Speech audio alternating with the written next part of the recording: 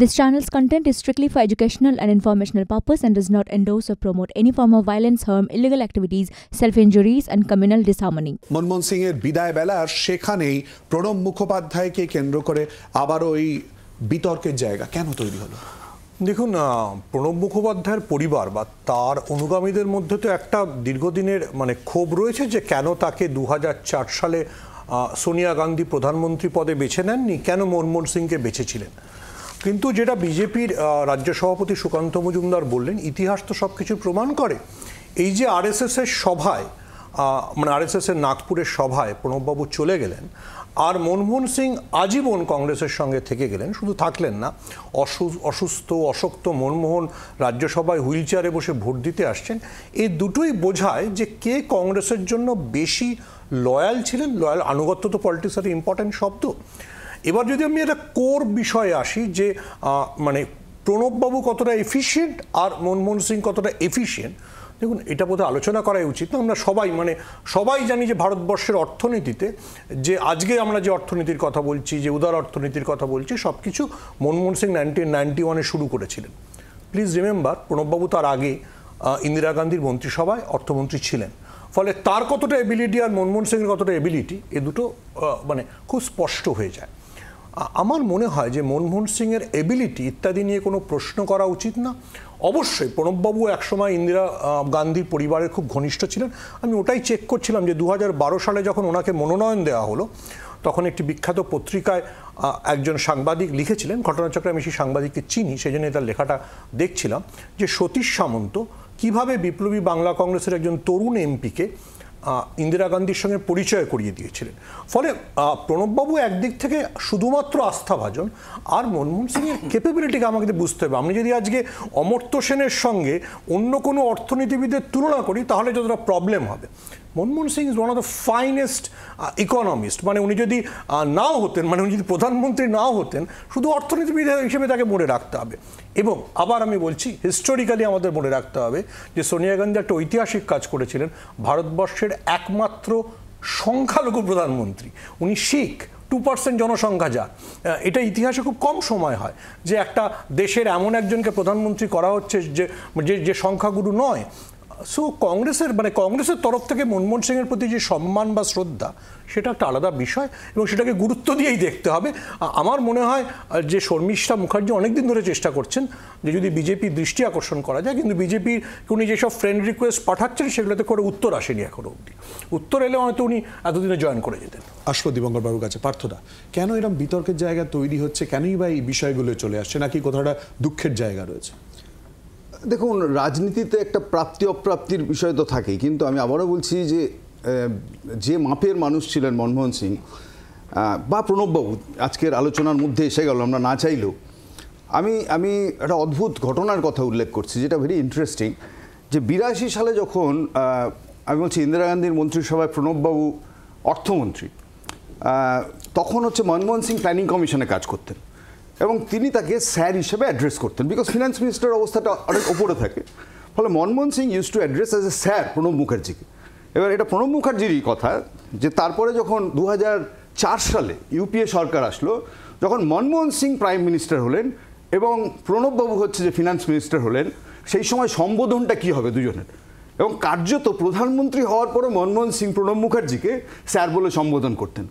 আমি বলছি এটা থেকে বোঝার চেষ্টা করুন যে এই যে দুজন মানুষকে নিয়ে আমরা কথা বলছি তাদের মধ্যেকার কি সম্পর্ক।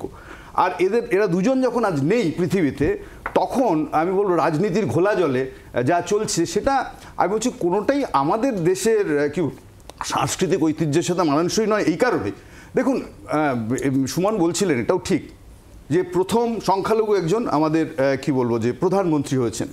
এবং আপনি যদি দেখেন যে ভারতবর্ষে এখনও পর্যন্ত 75 বছর স্বাধীনতা হয়ে গেছে, আমরা প্রায় আরও বেশি 77-এ গেছি, ফলে এখনও পর্যন্ত 14 জন মাত্র প্রধানমন্ত্রী হয়েছেন। তার মধ্যে 2 জন কেবল জীবিত আছেন, আমাদের বর্তমান প্রধানমন্ত্রীকে নিয়ে এইচ ডি দেবগৌড়া, বাকি 12 জন প্রয়াত হয়েছেন। ফলে প্রধানমন্ত্রীরা প্রয়াত হওয়ার পর তাদের ফিউনারাল কি হবে, কোন জায়গায় হবে, এটা ঠিক করা কিন্তু খুব কঠিন না। কিন্তু আমি বলছি যে আবারও যে মনমোহন সিংয়ের ক্ষেত্রে এক্স, অন্য জনের জায়গায় ওয়াই, নারসিমা রায়ের জায়গায় জেড, এই যে জিনিসগুলো করা হয় এর থেকে বোঝা যায় এটা বোঝা যায় যে রাজনীতির ঘোলা জল আসলে মৃত্যুর পরেও আমাদের দেশে বয়ে চলে। এবং হয়তো কারো কারো সুবিধা হয়, ও যেরকম সুমন বললেন যে কেউ কেউ ফ্রেন্ড রিকোয়েস্ট পাঠানোর কথা ভাবতে পারেন, সেই রিকোয়েস্টের প্রতি উত্তর আসবে কিনা আমরা জানি না। কিন্তু আবারও বলছি যে এরা যে মাপের ব্যক্তি ছিলেন, প্রণববাবু, আমি বলছি আমাদের বঙ্গবাসীর, আমরা এই রাজনীতি দেখেছি বিশেষত কোয়ালিশন পলিটিক্সের যুগে যখন ভারতবর্ষ ঢুকলো, তখন যদি বলেন যে একদিকে যেমন বামপন্থী নেতা হিসেবে জ্যোতিবাবু, তার একটা ভূমিকা ছিল, অদ্বিতীয় ভূমিকা, এবং আপনি যদি বলেন অবাম নেতা হিসেবে প্রণব মুখোপাধ্যায়েরও একটা বড় ভূমিকা ছিল এই জোট রাজনীতির ক্ষেত্রে সেখানে। ফলে সেখানেও তিনি তার দায়িত্ব পালন করেছেন, তার রাজনীতি ভিন্ন ধরনের রাজনীতি ছিল। আমি বলছি যে এই সব মিলিয়েই যদি আপনি বিচার করেন, আমি বলছি মনমোহন সিংয়ের মৃত্যুর দিনে বা তার যে আজকের কি বলবো অন্ত্যেষ্টির দিনে এই বিতর্ক অত্যন্ত দুঃখজনক, অনভিপ্রেত। এটা অন্য অনেক সময় করা যেত, কিন্তু আজকের করার সময় সেটা না, বরং মনমোহন সিংয়ের অবদান, তার রাজনীতি, এটা নিয়ে আমরা আলোচনা করতে পারি, অনেক অনেক অনেক স্বচ্ছন্দে আলোচনা করতে পারি। যেটা নিয়ে আমি অ্যাড করতে চাইবো, শর্মিষ্ঠা যেটা বলছেন, কে আর নারায়ণনের মৃত্যুর পরে তার সম্পর্কে কংগ্রেস ওয়ার্কিং কমিটি শোক প্রস্তাব নিয়েছে। শোক প্রস্তাব নেওয়া আর যিনি রাষ্ট্রপতি হয়ে গেছেন তিনি তার কোনো দলের না, তার জন্য শোক সভা আয়োজন করা completely different. Prime minister is a political being, রাষ্ট্রপতি আর নন।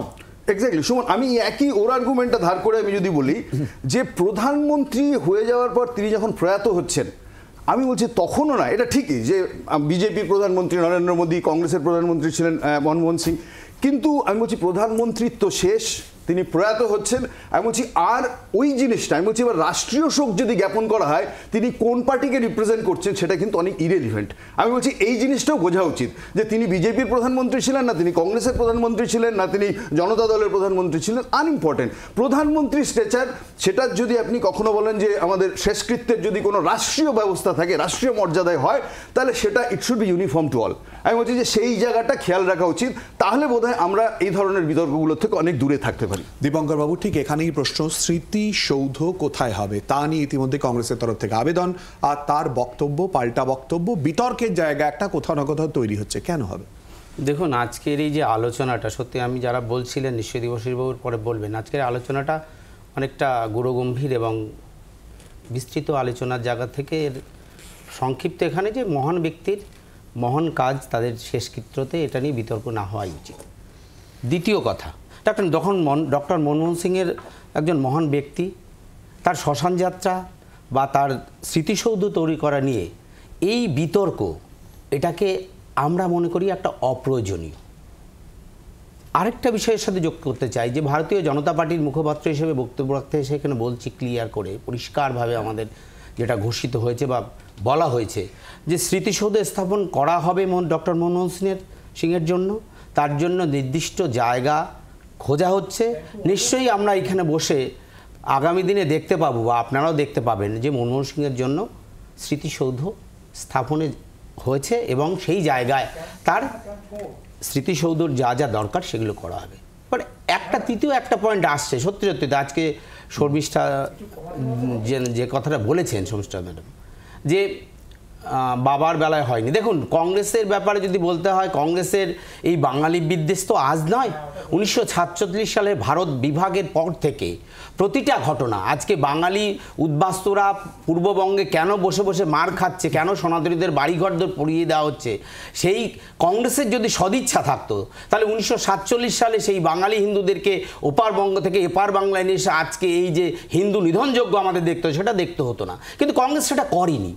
আরেকটা পার্ট, চতুর্থ বিষয় যেটা আসছে, সত্যি সত্যি যে কংগ্রেসের যেটা করা ছিল কংগ্রেস করেনি, আর কংগ্রেস এই বাঙালি বিদ্বেষী বলেই প্রণব মুখার্জির প্রধানমন্ত্রী হওয়াটা আটকে ছিল কংগ্রেসের সোনিয়া গান্ধী। কারণ সেই পরিস্থিতিতে সেই দিন আমি মনমোহন সিংয়ের, আমি আগেই বলেছি, তার সম্পর্কে সমালোচনা করার যোগ্যতা আমার নেই, আমরা মনে করি করা উচিত নয়। কিন্তু সোনিয়া গান্ধী 2004 সালে যে বাঙালি প্রধানমন্ত্রী হতে দিতে চায়নি, বাঙালির উপর যে অত্যাচার, বাঙালির উপর যে বাঙালি বিদ্বেষী কংগ্রেসী, এটা কিন্তু প্রমাণ করার জন্যই ডক্টর প্রণব মুখার্জিকে কিন্তু প্রধানমন্ত্রী হতে দেননি, পরবর্তীকালে রাষ্ট্রপতি হয়েছেন এবং রাষ্ট্রপতি হওয়ার দ্বিতীয়বারের জন্য নির্বাচিত হওয়ার যে সুযোগ ছিল সেটা থেকেও কিন্তু তিনি বঞ্চিত হয়েছিলেন। আমি মনে করি বাঙালি বিদ্বেষের জন্যই কংগ্রেসের এই বাঙালি বিদ্বেষীপনা রয়ে গেছে, যে স্বাধীনতার আগেও ছিল। স্বাধীনতার আগে নেতাজি সুভাষচন্দ্র বোস থেকে শুরু করে কংগ্রেসের নেতারা যাদের যোগ্য তাদেরকে দেয়নি সেই সময় জায়গা, পরবর্তীকালে সুভাষচন্দ্র বসু এবং স্বাধীনতার পরবর্তীকালে এবং আজকের দিনে প্রণব মুখার্জির কথা যখন উঠছে, প্রণব মুখার্জিকেও সেই যোগ্য সম্মান কিন্তু কংগ্রেসের যেটা দেওয়া ছিল সেটা দেয়নি বলে আমরা মনে করি। বাংলার আওয়াজ, বাঙালির আবেগ, জি 24 ঘন্টা।